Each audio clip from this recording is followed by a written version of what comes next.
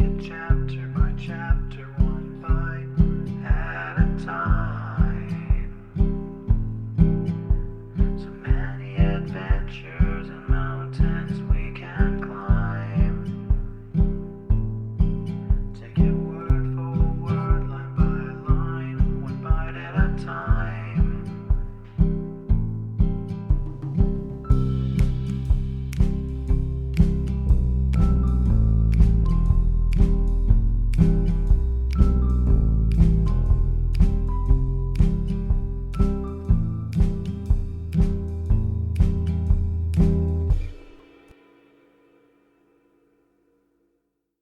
Welcome to Bite at a Time Books, where we read you your favorite classics one bite at a time. My name is Bree Carlisle, and I love to read and wanted to share my passion with listeners like you. If you like the podcast, join our Facebook group, biteatatimebooks.com/Facebook group. Be sure to follow my show on your favorite podcast platform so you get all the new episodes.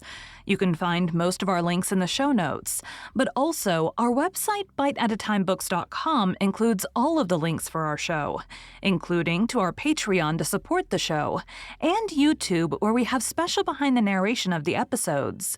We are part of the Bite at a Time Books Productions Network.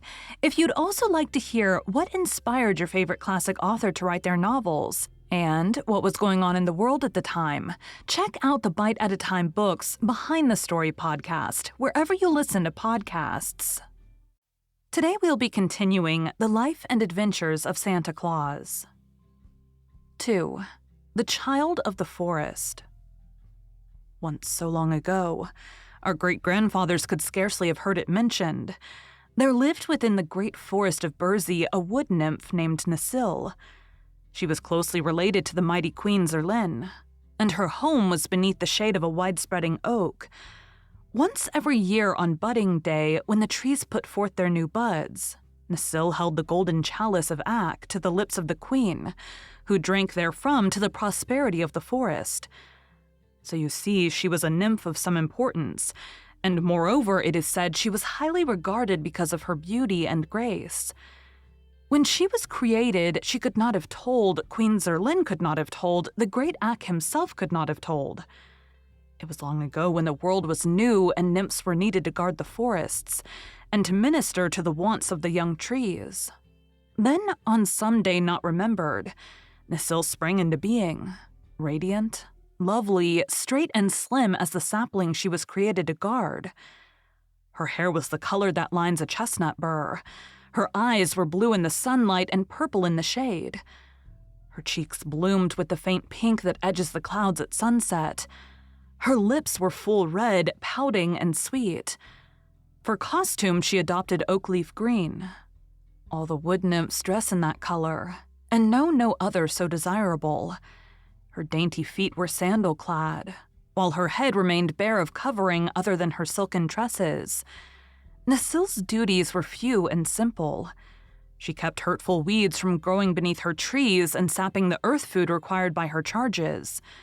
She frightened away the gadgulls, who took evil delight in flying against the tree trunks and wounding them so that they drooped and died from the poisonous contact. In dry season, she carried water from the brooks and pools and moistened the roots of her thirsty dependents. That was in the beginning. The weeds had now learned to avoid the forests where wood nymphs dwelt. The loathsome gadgulls no longer dared come nigh. The trees had become old and sturdy and could bear the drought better than when fresh sprouted. So Necile's duties were lessened, and time grew laggard, while succeeding years became more tiresome and uneventful than the nymph's joyous spirit loved. Truly, the forest dwellers did not lack amusement.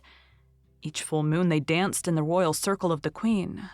There were also the Feast of Nuts, the Jubilee of Autumn Tintings, the solemn ceremony of leaf shedding, and the revelry of Budding Day. But these periods of enjoyment were far apart, and left many weary hours between. That a wood nymph should grow discontented was not thought of by Necile's sisters.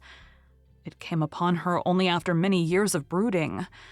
But when once she had settled in her mind that life was irksome, She had no patience with her condition, and longed to do something of real interest and to pass her days in ways hitherto undreamed of by forest nymphs.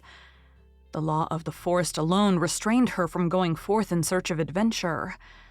While this mood lay heavy upon pretty Nasil, it chanced that the great Ak visited the forest of Burzee, and allowed the wood nymphs, as was their wont, to lie at his feet and listen to the words of wisdom that fell from his lips. Ak is the master woodsman of the world. He sees everything and knows more than the sons of men. That night he held the queen's hand, for he loved the nymphs as a father loves his children, and Nasil lay at his feet with many of her sisters and earnestly hearkened as he spoke. "We live so happily, my fair ones, in our forest glades," said Ak, stroking his grizzled beard thoughtfully, "that we know nothing of the sorrow and misery that fall to the lot of those poor mortals who inhabit the open spaces of the earth. They are not of our race, it is true, yet compassion well befits being so fairly favored as ourselves. Often, as I pass by the dwelling of some suffering mortal, I am tempted to stop and banish the poor thing's misery.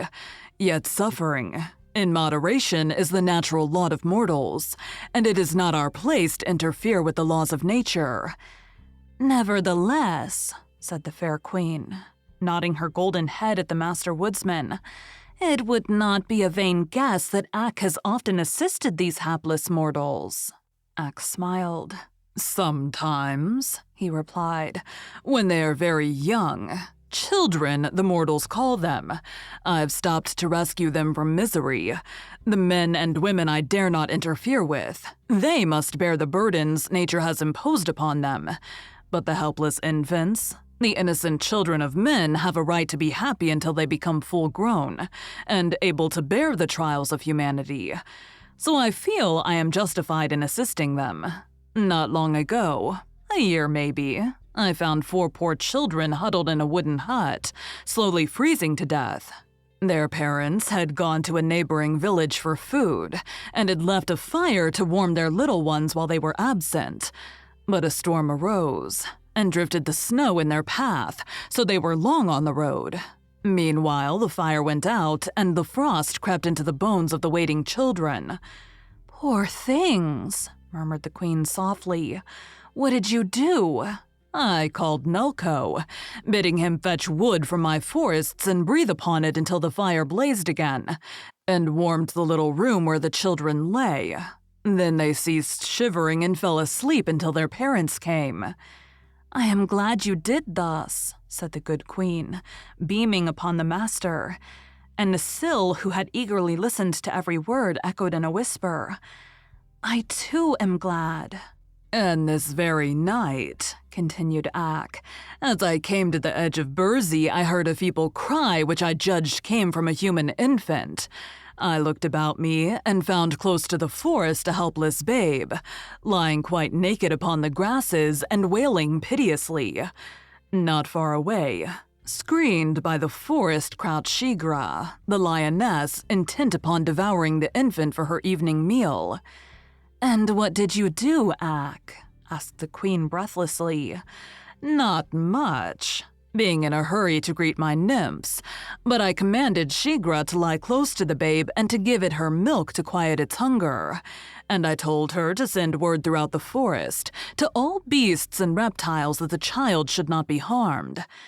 "I am glad you did thus," said the good queen again in a tone of relief, but this time Nasil did not echo her words.